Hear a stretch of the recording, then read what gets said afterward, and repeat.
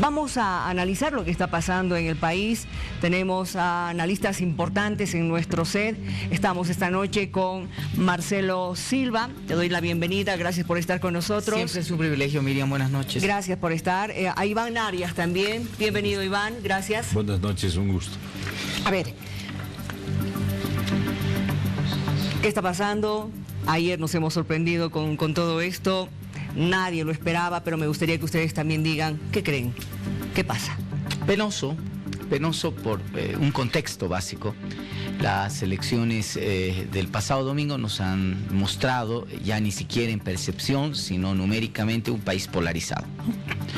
Este país que está polarizado no solamente está en una lógica de espera, sino también está movilizado, ¿no? Yo diría que ambas partes del país están movilizadas. Lo que estamos viendo indudablemente es una manifestación ciudadana que, por supuesto, la violencia de donde venga es absolutamente censurable. Mañana probablemente veamos a la otra parte del país también movilizada. El CONALCAM anuncia una movilización para mañana. Es decir, es penoso, es penoso. El primer elemento. El segundo elemento, aquí hay responsabilidad nítida y clara, es el Tribunal Supremo Electoral. La renuncia del vocal Costas lo único que hace es adelantar un proceso que es inevitable. Este Tribunal Supremo Electoral, este órgano electoral plurinacional, no puede seguir, en caso de una eventual segunda vuelta, administrar esa segunda vuelta, y menos puede administrar una elección subnacional. Ha sido un trabajo desprolijo, no hay nada que justifique lo que ha hecho el Tribunal Supremo Electoral, parar la información, callar, hablar. Recién Costas hoy día lo hace, y creo que lo hace ante un medio internacional. Creo que ha dado una declaración a CNN, ni siquiera la ha dado a los medios nacionales. Bueno, pero es realmente complejo, ¿no? Es realmente complejo.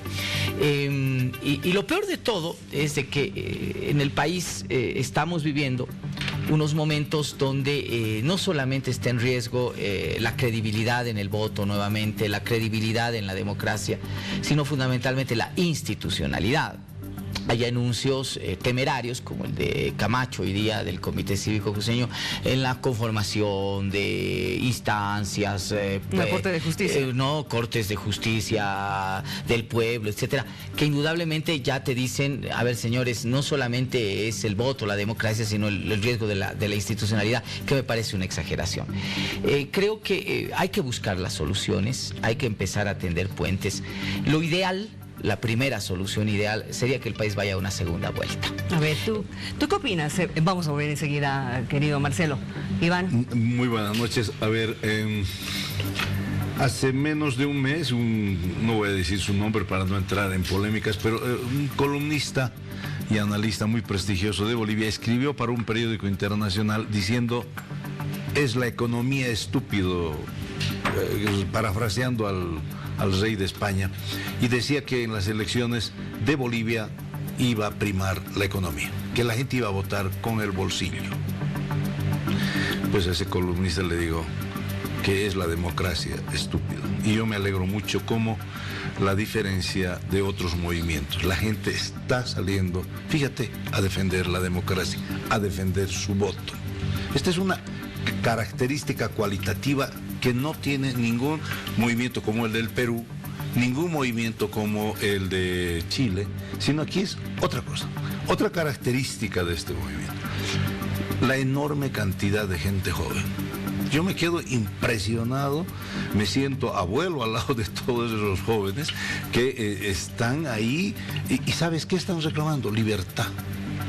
He tenido la oportunidad de hablar con varios de ellos. En mis tiempos, yo vengo de luchas sociales, yo he estado torturado en tiempos de García Meza. Mi ideal era una sociedad justa, una sociedad socialista. Pensé porque pensábamos que era la forma de construir una sociedad justa. Y en esa época también se movilizaban los jóvenes, Iván. Sí, pero ese era nuestro sueño. Hoy estos jóvenes, ¿saben cuál es su sueño? La libertad. Y les dice, sí, porque mientras seamos libres podré hacer mi negocio, mientras sea libre podré viajar por el mundo, mientras sea libre podré escoger. No quiero que me digan qué tengo que hacer. Los jóvenes hoy son libres. El tercer elemento. El ministro, le he escuchado al ministro Romero decir que va a hacer proceso a los instigadores y acusa a los opositores. Yo le digo que el primer instigador fue el presidente Evo Morales y su séquito de halcones, como bien decía internamente Marcelo. El presidente lo vio el domingo saliendo de Palacio. Ya hasta ese momento se había dado a 83% el TREP y ya se había dado al 100% vía ciencia. Y ambas, una encuesta y la otra conteo rápido, te decían que había segunda vuelta. Lo vi salir al presidente, se fue a Plaza Murillo, no tenía la gente suficiente para llenar la Plaza Murillo y entonces convocó a su gente, en vez del piso 22 la convocó a la planta baja, al viejo Palacio de Gobierno. Yo dije, el presidente va a decir, señores, nos preparemos para la segunda ronda. O simplemente que diga, esperemos los resultados. Es decir, señores, me voy a sentar a esperar los resultados. ¿Qué es lo que violentó a todos? Es que el presidente se declaró ganador y dijo que ya estaba asegurada la victoria y que 5 años más, cuando todos sabíamos que estaba así, y por lo menos los datos del TREP y los datos de vías ciencias nos decían que había segunda vuelta. Entonces, el que ha provocado todo esto es, por supuesto, el presidente, por supuesto, el órgano electoral. Una falta de credibilidad, una falta de confianza. Después vamos a abordar sobre este tema. Justamente la señora María Eugenia hoy día ha hablado. Ha sido la primera vez que ha hablado desde que hubo este silencio del domingo al lunes, ¿no es cierto? Ella ha hablado acerca del acoso que han sufrido y de que no han hecho fraude. A ver, escuchemos.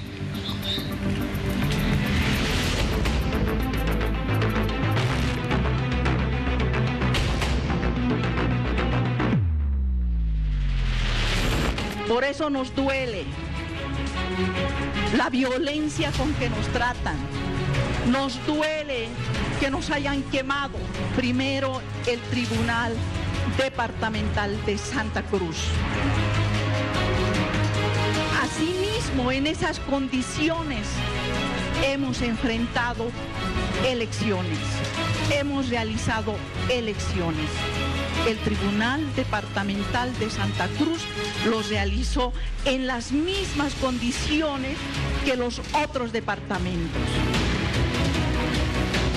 Pero ¿a quién perjudicamos más? Esa es la gente humilde que tiene que venir desde lugares lejanos. Y a veces cuando el funcionario le dice vuélvase mañana, ni siquiera tiene. Condenamos enérgicamente el ataque al patrimonio, no de estos señores, al patrimonio del Estado boliviano y al patrimonio de los bolivianos. Nosotros, este proceso está supervisado, administrado por una auditoría, no por nosotros, sino por una empresa. Y la empresa también nos dirá, pues si estos resultados, como dicen, son fraudulentos.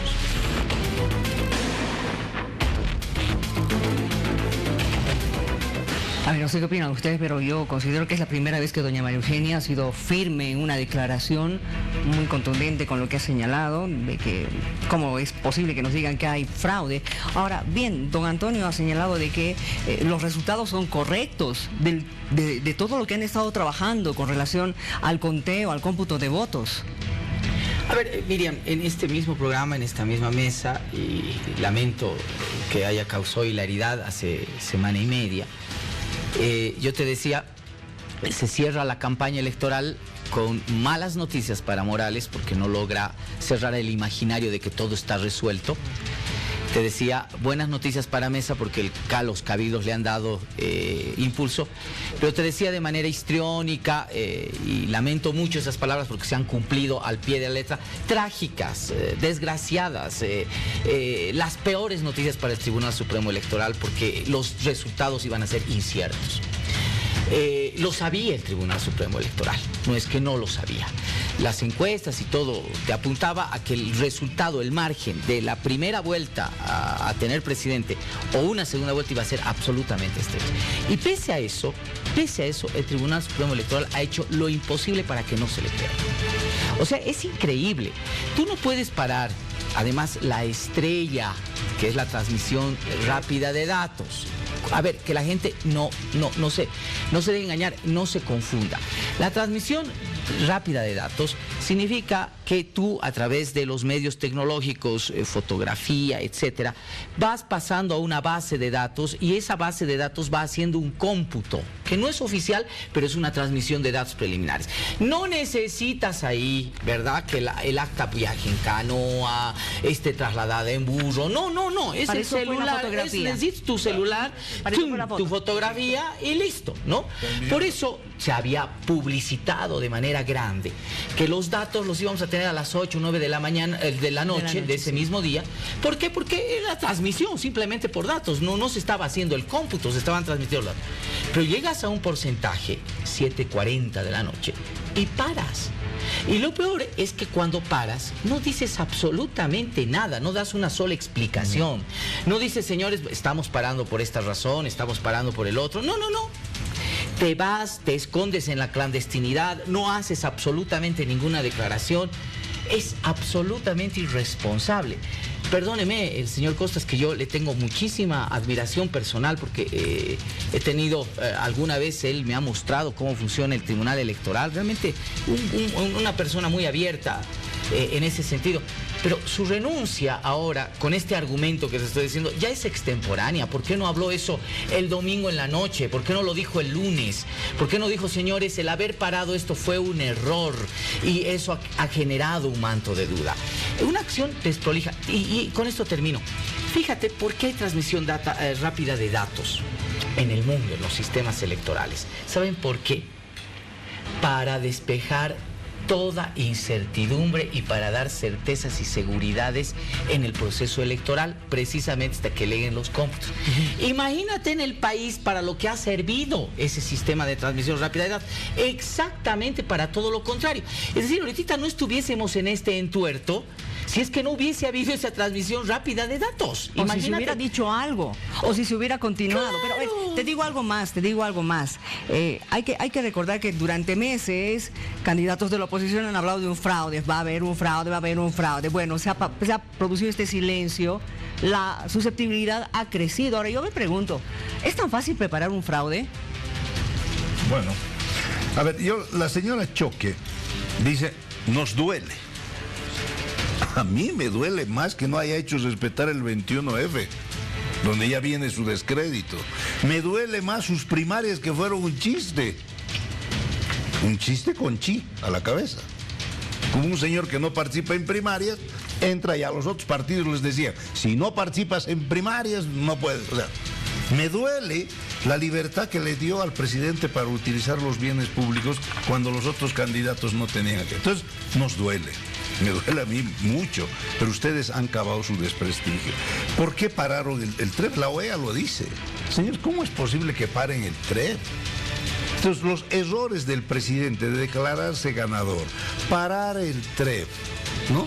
Y luego empezar a movilizar y dan argumentos, cajas, ánforas, en un momento susceptible. Yo personalmente pienso que esas cajas ya no estaban llevando las, ¿cómo se llama? Las actas. Las actas. ¿Qué es lo más importante? ¿Qué es lo que explicaron, ¿por qué además? tienes que hacer eso, sabiendo que hay un momento de tensión? ¿No? Yo no estoy de acuerdo, primero que aclarar, no estoy de acuerdo, me acaban de pasar, quizás tú puedes preguntar al periodista de Santa Cruz, que se están dirigiendo los manifestantes al Tribunal Electoral de Santa Cruz.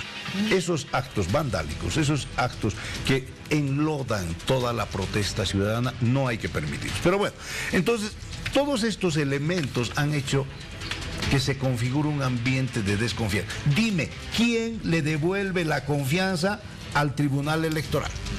¿Quién? Pero ¿quién la ha minado? ¿El pueblo? ¿La oposición? el propio órgano electoral se ha ido dando tiros en el pie de una manera increíble y se le ha advertido y nunca.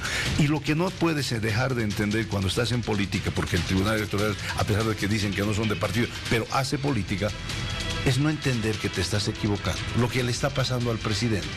El presidente no se está dando cuenta que está en caída, que su tiempo pasó, que el MAS está en retirada. Entonces, aferrarte al poder. Te puede pasar lo que le pasó a Gon. Cuando el neoliberalismo no entendió que había terminado su ciclo, que el país estaba pidiendo, tomaron obligadamente un helicóptero. Y eso es lo que ocurre con el Tribunal Electoral. Advertido, señores, se están equivocando, corrijan, no lo hicieron. El presidente se está aferrando a una actitud que lejos de beneficiarlo le va a perjudicar. El presidente haría mucho mejor aceptando y evitando esta conflagración. Segunda vuelta, ¿por qué tenerle miedo? De ninguna manera. Voy a añadir algo nada más y pasar a eso de la segunda vuelta. El tema básico es que no es una susceptibilidad de la oposición, no es una susceptibilidad de los movimientos ciudadanos, no es una susceptibilidad de analistas locos, histriónicos que están por los medios. Este trabajo tan desprolijo del órgano electoral ha llegado a la comunidad internacional y son los organismos internacionales, los propios veedores que han observado este trabajo y que lo han censurado, ¿verdad? Por lo menos, bueno, vamos a ser exactos, no lo han censurado. Han mostrado su preocupación precisamente por esta forma.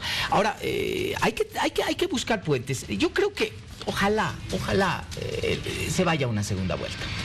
No, yo creo que es la única forma en este momento que tú tienes para desmovilizar, para pacificar el país, para que todas las fuerzas de la sociedad de un país que está dividido, polarizado en número inclusive, ¿verdad? Se alisten para expresar esa tensión, esa fuerza en ánforas. Ahora, ¿no? yo te consulto porque los observadores, los veedores de la OEA han aceptado fiscalizar el voto. ¿Habría que esperar? ¿O ya es innecesario esperar el trabajo que ellos puedan hacer? Mira, se han comprometido a fiscalizar el voto con una condición. De que se pongan de acuerdo ambos. Sí, pero además de eso, de que el resultado de esa fiscalización sea de carácter vinculante. Exactamente. ¿No? Y eso sí que para mí es algo que habrá que mostrar ese desprendimiento. No es decir, señores, aquí está, me someto. Este es el comunicado, ¿no? Exactamente. Este es el comunicado. decir, a ver, me someto a esta fiscalización. Pero yo te voy a decir una cosa. Me someto a esta fiscalización, pero, si hay segunda vuelta, calladito, me voy a la segunda vuelta. Si no hay segunda vuelta, me quedo ahí donde estoy. Yo estoy muy preocupado por esto de la prueba. La misión que ha venido creo que ha hecho una buena alerta. Pero fíjate, Pari manda la carta ayer y inmediatamente le contesta el señor Almagro. Yo a mí me sorprendió la rápida respuesta. Yo digo, ¿cómo puedo creerle al señor Almagro que le saca la entretela a Chávez, pero cuando viene acá se va a bañar con Alchapare, se pone guirnalda de coca y dice que Evo Morales tiene derecho a ser reelecto? Es decir, ¿qué cartita están jugando cuando te dicen sí, inmediatamente sí, ya vamos a mandar la misión? ¿Qué nos están diciendo? ¿Sabes qué? Yo tengo mucho miedo que esta jugada de Almagro, no de los que están aquí, de observadores, que creo que han mostrado una respetabilidad. ¿Desconfías del trabajo de la OEA? Del señor Almagro. De Almagro. De Almagro. Pero Almagro es secretario general de la OEA. Sí, pero pues, discúlpame, ¿cómo explicas que venga, que diga una cosa para el caso venezolano y diga otra cosa para el caso boliviano? ¿Cómo explicas? Bueno, pero Almagro es así, es un animal político en el buen sentido. Por eso te digo, no, yo estoy diciendo, o sea, es un ser es animal bajo la político. concepción aristotélica. Ni esperó 24 horas para responder. Entonces, claro, tú dices, ¿qué hacemos? ¿En manos de quién nos vamos? ¿Y qué tal si el gobierno dice, acepto? Entonces, por lo tanto, las elecciones se postergan, veamos, hasta que se haga la auditoría. ¿Y la auditoría cuánto tiempo te toma? ¿Acaso es cuestión de hacer...? Claro. A eso voy, o sea, no va a ser de un día para otro. No es de un día para otro, o sea... A ver, les propongo que escuchemos lo que dijeron también en Naciones Unidas, porque sí se han referido a lo que está pasando en el país después de las elecciones.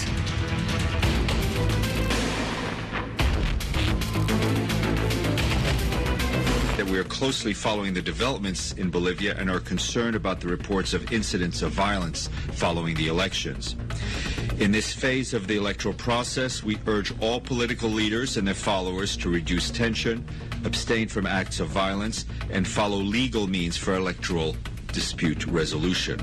We call on all Bolivians to exercise restraint and maintain the commendable civic spirit demonstrated by participating in these elections. The UN always stands ready to help should various parties request that.